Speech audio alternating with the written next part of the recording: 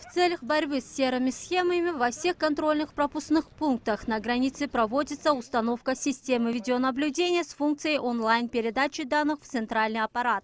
На данный момент установлены более 300 камер, 100 из которых подключены. Здесь в главном штабе офицеры погранслужбы наблюдают за 4 пунктами. Это Акжол, Актилек, Чалдавар и Достук. Пока система видеонаблюдения полноценно работает только на этих пропускных пунктах, но в следующем году онлайн-наблюдение будет работать на всех КПП. Каждый день через контрольно-пропускной пункт Акжол проходит более 10 тысяч человек и около 3000 машин.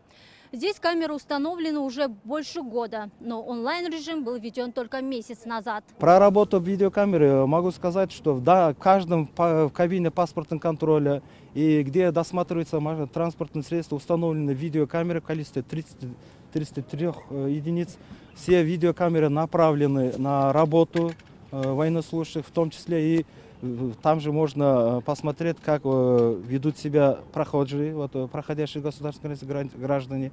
И все неправомерные действия, какие-либо незаконные действия, все фиксируется. Главная цель запуска систем видеоконтроля – искоренение серых схем, отслеживание грузопотока и борьба с контрабандой. Напомним, что недавно подполковник пограничной службы Талгат Аланов сделал заявление о коррупции в ведомстве. Он сообщил о фактах поборов на контрольно-пропускном пункте Достук.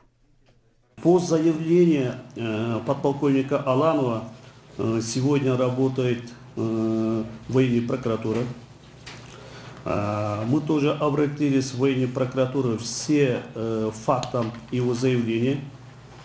Ряд военнослужащих освобождены от занимаемых должностей, находятся в распоряжении, но при этом они сами добровольно написали рапорта об освобождении от занимаемых должностей, где они хотят доказать, что заявление подполковника Аланова не соответствует действительности.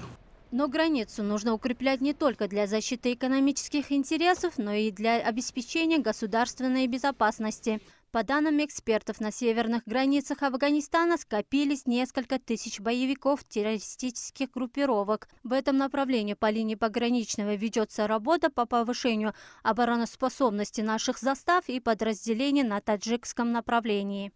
Мы в этом году, исходя из информации, полученной информации, укрепили государственные границы кыргызско-таджикского участка.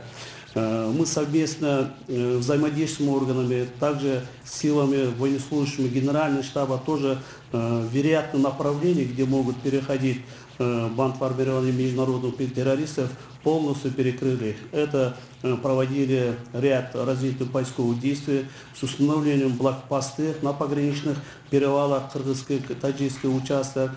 Далее, сами вы прекрасно знаете, что последние годы мы строим, также дополнительно открываем пограничные заставы. Как видно, на границе Кыргызстана ведется большая работа, и применение современных систем контроля должно помочь пограничникам повысить эффективность работы своего ведомства. Да и в плане профилактики коррупции проводимые мероприятия могут оказаться достаточно полезны.